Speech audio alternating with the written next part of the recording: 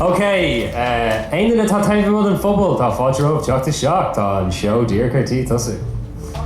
Okay, and so ní sé Eoin pí Murchú agus Déanann bhfuil aithne acu orm bíon roiin fás smaointí aistritheoir go agus an rudí dhéanamh leis is smaointí sin ná seolamíad go dtí TG4 ag iarraí chlóracha nua hosú ar TG4 agus tá sé seo dhéanamh gom le cúpla bliana nús agus ní bhór is aon ragra go dtí cúpla mío hin so seo an céad uair go bhfuair mé aon ragra wethú agus seo tháinig isteach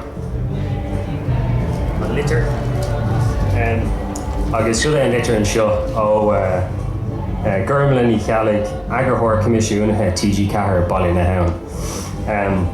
So there she seo ó ranóg na glóir nua. Eoin P. Murchú a chara. Míle buchas as the litir mar le multi de chlóracha nua. An céad chlór a luigh tú ná pimp mai curach. Agus mar ecan sibh chur mé pictóirí ord caid an Photoshop isteach leis na multi seo.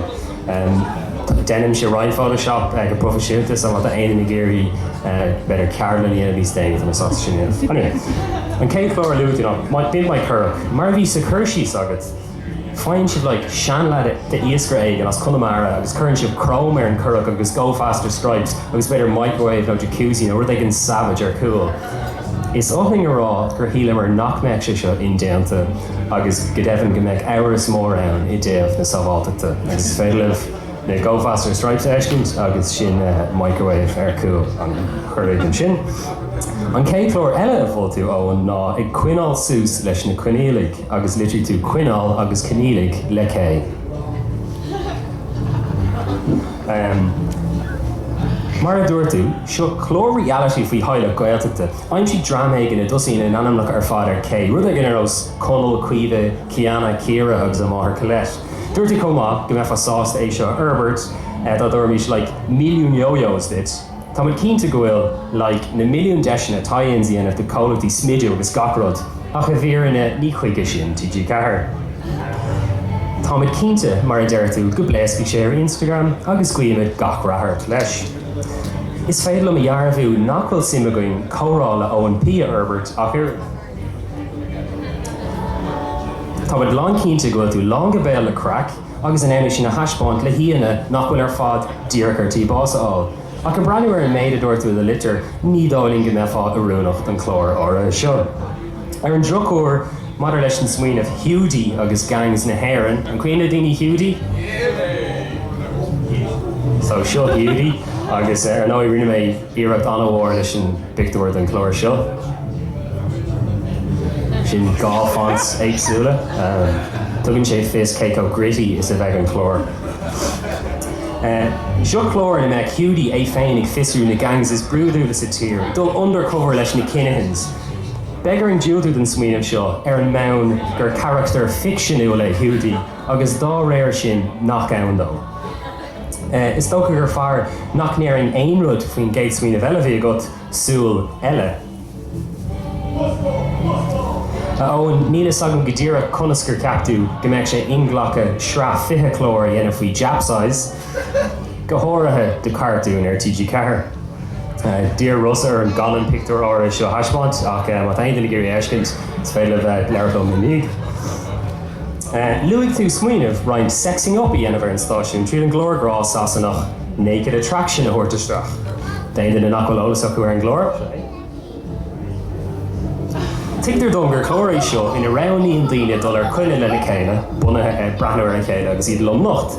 Caithim mé rá go raibhán sim go Joe ag mórtain tamheánaí chuir láthair ach sílan an bhainisteocht nach deochaigh sé le hiamháin stáisiún. Mar a chéile, naked aimseir, naked curly riada agus naked Russ narún mar a bhótú. Cé gur malling an concap de boozed up trads abroad, chlór a lánach ceoltóirí trad agus iad ar an dreulás ar fud an domhan, tugann sibh like lítir vodka dómh gach den áméid. Agus an sin Eoin dúirtú idir lúbíní ná bígí buartha is ceoltóirí iad ba siad bran an ag an óil. Sílan dlíadóirí an stáisiún nach meic sé seo teach leis na tróircha créileáin ach maidir le deocha na meisciúla. Bhí roinnt den na smaointe faoi an íocht this time it's personal anmhá. Ach bhí mar buartha faoi chlór a bheith líonta go bara le níos mó fur éigean agus boutaí láthair ná Game of Thrones. Comach níla mit cínta go meic, bu sé an stáisiún in ann Michael Bay ó Transformers agus James Cameron ó Titanic agus ó Avatar a osú chun double teaming dhéanamh an gceann is seo. Cuimid gach rathart bheith a chuid bras seo macha Eoin, Iarmorth gan éon litreacha eile a cheola thugainn, ní léinn gá ach irid, chuirsís mion, pictiúir amatéiricha déanta ar Photoshop agus scriptana umlána de gach eile episód a cheola thugainn. Taobh mod an bhéid sin tá calaíní aimsir an stáisiún,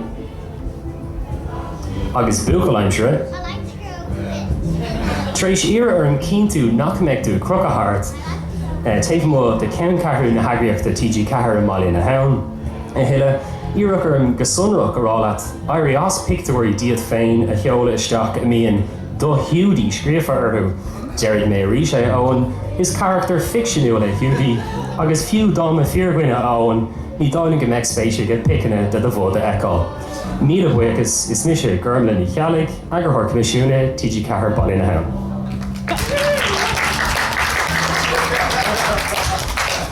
So sin mar scéal faoi bheith diúlta TG4, má tain smuointí agaibh nó más míle roiint in a pictiúirí neamh cíntear a eiscint leirigí lom ar bell.